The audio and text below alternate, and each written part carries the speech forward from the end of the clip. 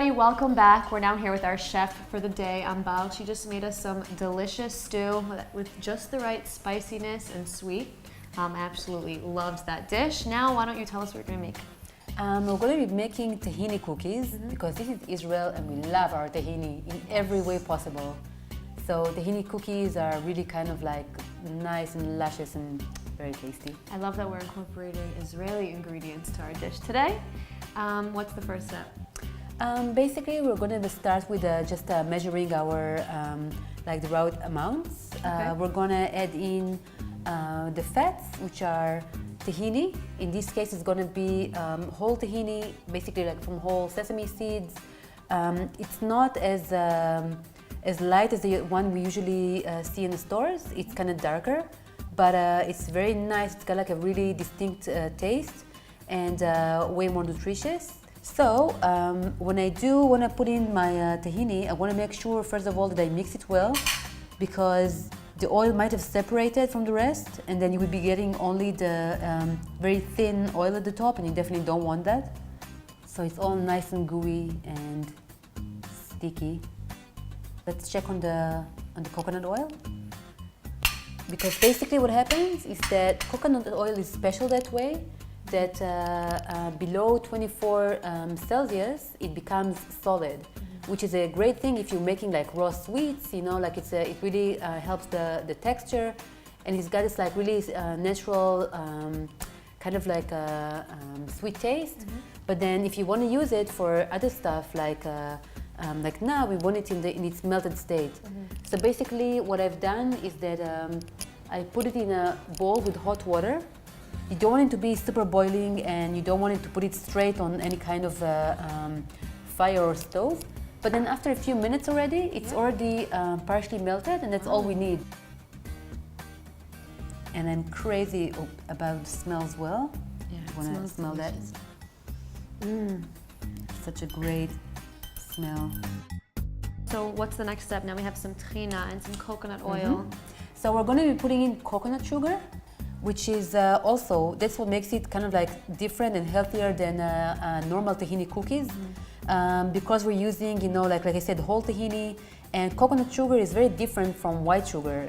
It's a lot less processed. It's basically just boiled and then reduced into the dry crystals. And it's got a very typical taste, which I like, you know. It's not sort of like, it's not a neutral sort of sweetener. It's got its own taste. How much of the coconut sugar are you including into the mix? Half a cup. I kind of find that just right amount at the moment. Okay. I do like doing a lot of experimentations, you know, with different kind of flours and different kind of sweeteners and different amounts and proportions. So at the moment, this is my best version. So let's put in the flour. Like I said, it's an organic whole wheat flour. So when you use whole wheat flour, it's definitely not going to be as smooth as other flours, you know, because it's going to be maybe a bit more grainy. You're going to feel it in the texture. But personally, I love that. I love that I can feel what's inside my food. I don't like it to be all sort of like bleached sort of feeling, you know, or what I call kind of like a plasticky feeling. I like having texture on my food. So now it's a little bit dry. What liquid are we adding to make it? You know, you really don't need to put any kind of liquid inside, because it's quite a high percentage of fat. So you'll see that as we go and we mix it better, you're seriously not going to need anything else. But we do want to put in some more taste, so I'm going to use some cinnamon. Okay. Just maybe half a teaspoon or so. I do love cinnamon. Yeah. And it's also got the mineral chromium, which actually balances blood sugar. So it's also a great company for any kind of sweet. And then we'll be putting in some baking soda as well.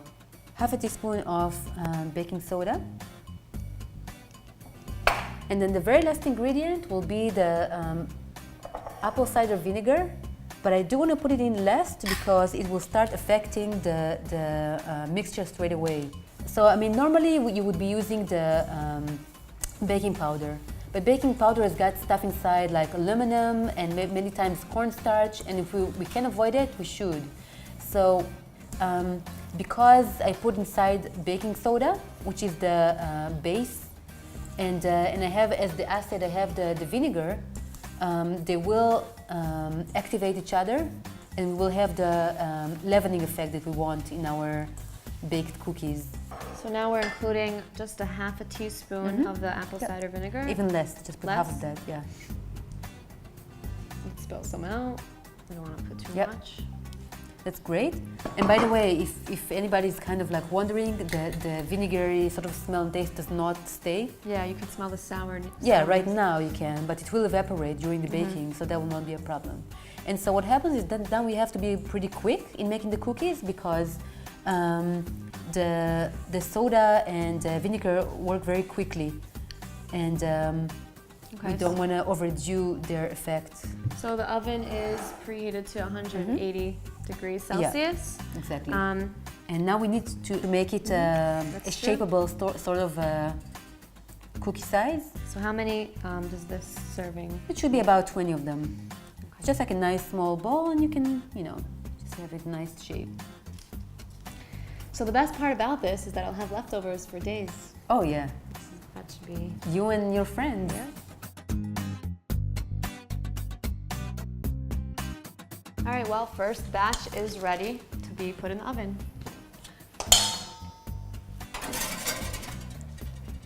And we're gonna put it for around 10 minutes. You do have to wait all the way for them to chill because they stay pretty soft and crumbly until then. We'll just have to wait and, get all this nice smell and just, be patient. Cool. I love the smell of coconut and tahini. Yeah.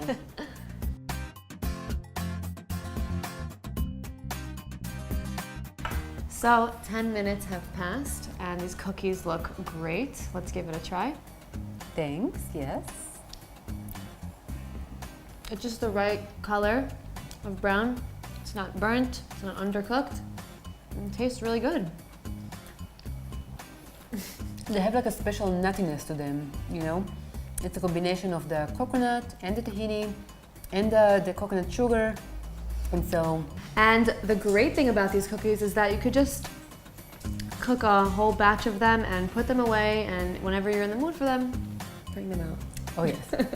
Take them to work or for a nice light snack.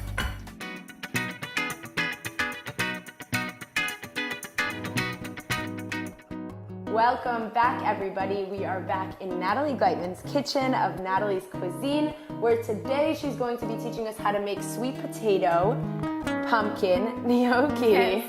I'm so happy you came back. I'm really excited about this dish. Yes, me too.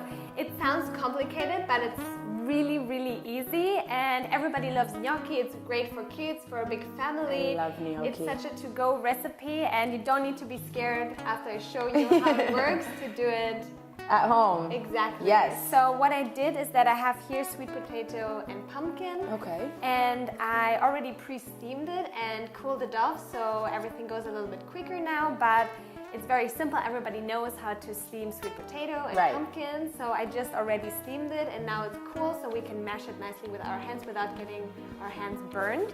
So I'm just gonna place everything into this bowl. So this is our first step. This is the first step. First is to steam it, let it cool, and put it in the bowl. And then we're just gonna mash it. I'm gonna give you this, and I'll take another fork. And now it's also very easy to mash up. So you can even over steam it basically, so it's extra soft, so it just makes it easier to mash it afterwards. So this is spelt flour.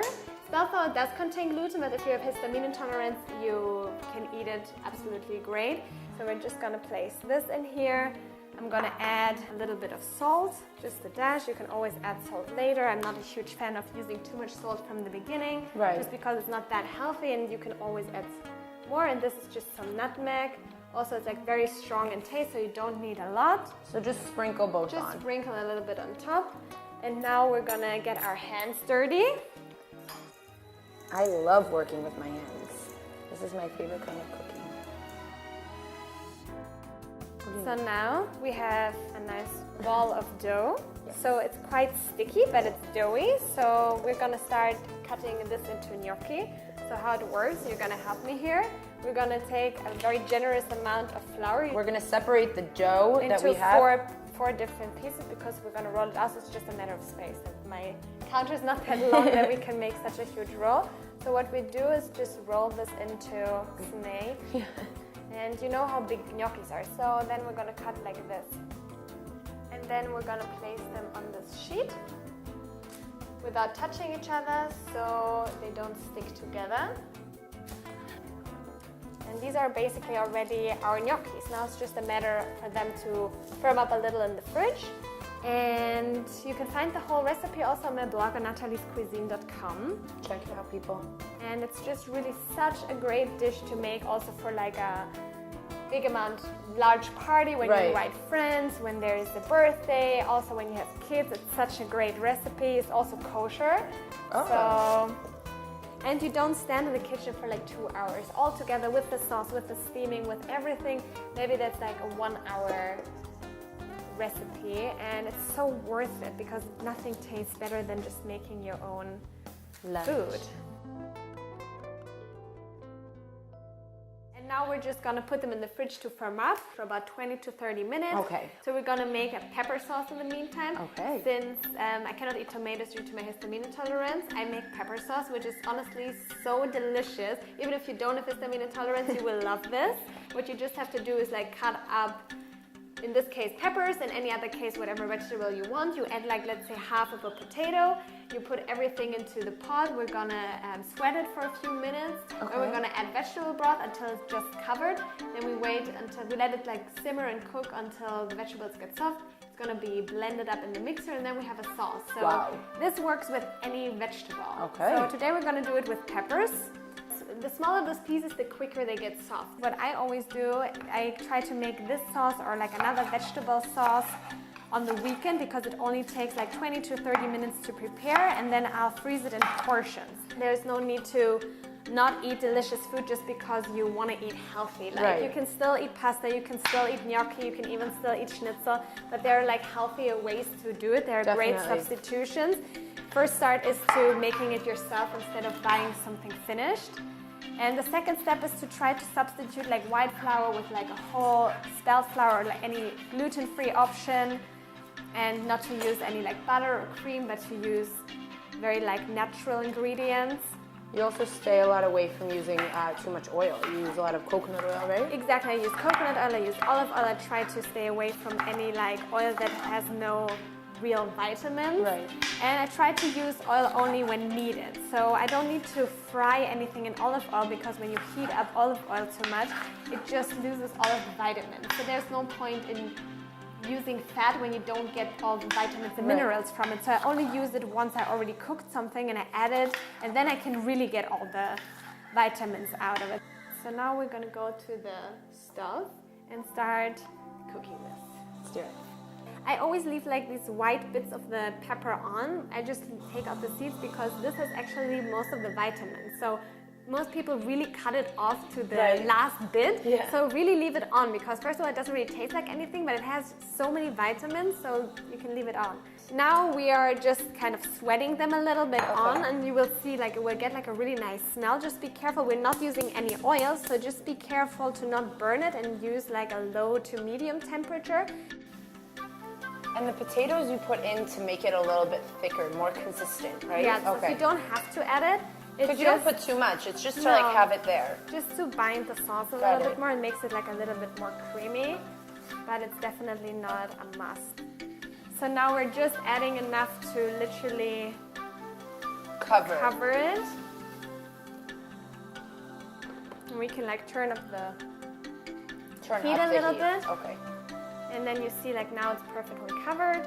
We're gonna add some like vegetable broth powder. Just a little seasoning. Exactly. We can just let them simmer and cook until they're soft or more. And in the meantime, we're gonna do the gnocchi because we wanna be time efficient as well. So we're doing things at the same time.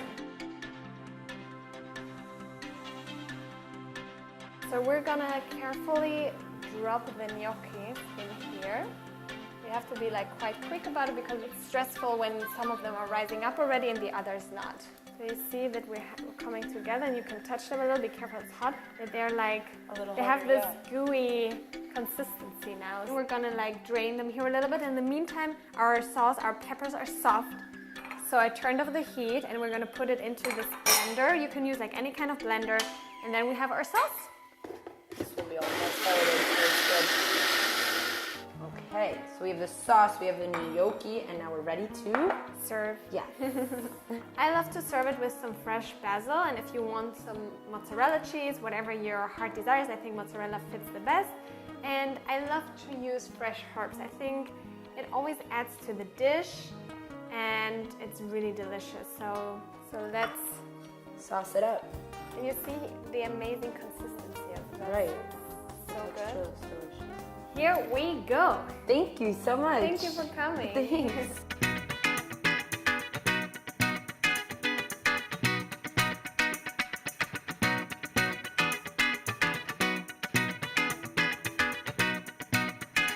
Hi everyone and welcome to Flavors of Israel. We're here once again with MasterChef winner of 2016, Tom Aviv. Hey, Noel. How are you? I'm good, and you? Amazing. So, Amazing. Yes, today we are going to be making tabbouleh salad. Tabbouleh. How can we speak about Mediterranean cuisine Yes. and not talk about greens? Right. Okay, cilantro, basil, everything, dill. Yeah. We want to use everything. We like to use everything. So let's combine it all together and we have tabbouleh. Let's do it. Tabbouleh. Tabbouleh. But it won't be a regular tabbouleh, obviously. With a twist of his. With a twist. Usually, tabbouleh, it's very simple. All the greens that you want, you can use with whatever, mint, cilantro, basil, dill. You can use whatever you have and whatever you like. Yeah. I will use everything. And bogle wheat. Okay. But I won't use bogle wheat this time. I will use cauliflower because we love cauliflower. Cauliflower. She's beautiful. We're gonna grind it. Okay. And it's gonna look like the bogle wheat. It's gonna taste different, but the texture is the same. Okay. Maybe a little bit crunchier. Okay, so that's gonna be our base for the tabbouleh. Other than that, we're gonna use another twist. We're gonna use kohlrabi. Super healthy. Super healthy. We're gonna use cucumbers, only the skin, because we want to keep it crunchy. Okay. We're gonna throw away the seeds and all the greens that we have. And for the sweetness, a little bit of pomegranate. And we're gonna use the pomegranate in the sauce as well. Okay? So it's gonna be sweet, it's gonna be fresh, it's gonna be sour because we're gonna use some lemon. It's gonna be wonderful, wonderful. So we're gonna start with our cucumber. Take off the top, go other way. We're gonna cut it in half. Now, usually we're gonna use it all. In this case, we're gonna do it like the Japanese do it. They take off the seeds. They like to use only the skin. It's crispier and without the moisture of the seeds. So we're gonna use spoon. This one is a Parisian spoon, but you can use every spoon. We're gonna take it out to the bin. We don't need it. And we're gonna use only the skin. We're gonna chop it finely. We're gonna do a lot of chopping in this in this dish. So be careful. Exactly. He recently just cut his fingers with a very sharp knife. Yes, look at the scars. You want a little bit of cucumber? I do, I kind of want to try it. Yeah, try it. It's good cucumber. I like the cucumber here. Cucumber in Israel are the best. They are, and tomatoes. And tomatoes, yes. Tomatoes, we're gonna use tomatoes soon, actually. Yes, good. Cucumber, fresh, crisp, everything you want in a salad. This is how we want it. This is the amount. Just chopped up very finely into small pieces. Again, this is not the main ingredient. Right. Okay? Just an added. As well, the kohlrabi, okay? Small piece of the kohlrabi. We don't need everything. Again, we're gonna cut it finely because we want the main thing to be focused on the cauliflower and the greens. You're gonna grind the cauliflower, but you're not gonna grind the roots. You're gonna grind only the curls. Okay. This is your job. Okay. Go for it. In the meantime, I'm gonna chop some greens. I have some basil, I have some dill, I have some mint. We're gonna chop quite fine. I don't want it sandy. I don't want to feel like you're eating sand. So just chop it like you used to. you know? And by ratio, you need more greens than anything else. Should come out like that. Exactly. This is the base. This is the base. See all of this fluffiness? It's beautiful. It's like clouds. Pomegranate. Just put it like so beautiful. We need a perfume, yeah? We're gonna zest. Zest it up. We're gonna zest it out. 4 stripes. I want it really Zest. aromatic. Ooh. Like, yeah.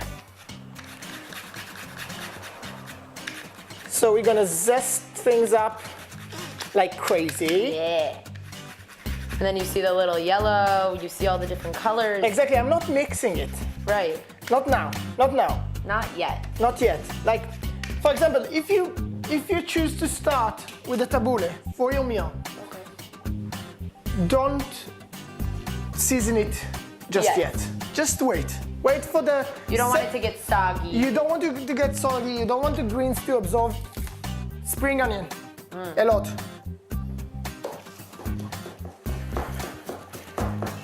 Maggi tomato, Yeah. we're gonna use the blood. Not everything, we want the sourness. Back Yes. up if you're wearing anything nice. Just want the seeds, we just want it. Chili, a bit.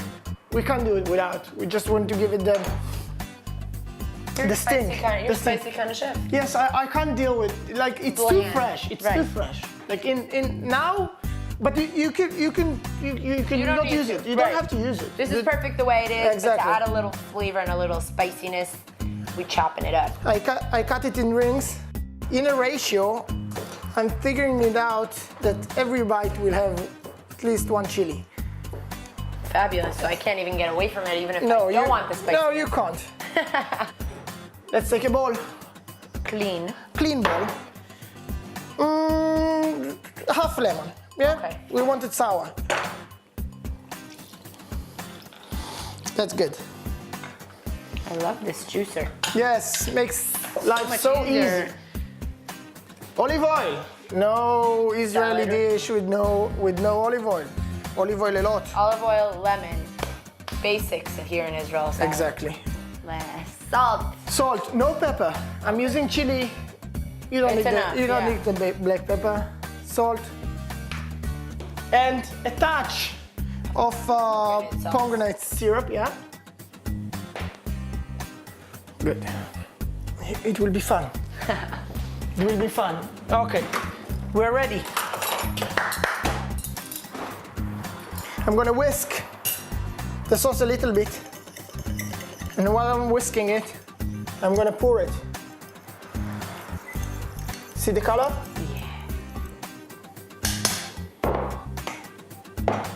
You can do it with your hands. Perfect. Okay. I'm gonna plate it with my hands. This is MasterChef plating over here. This is the challenge. Put that one. So that You're welcome.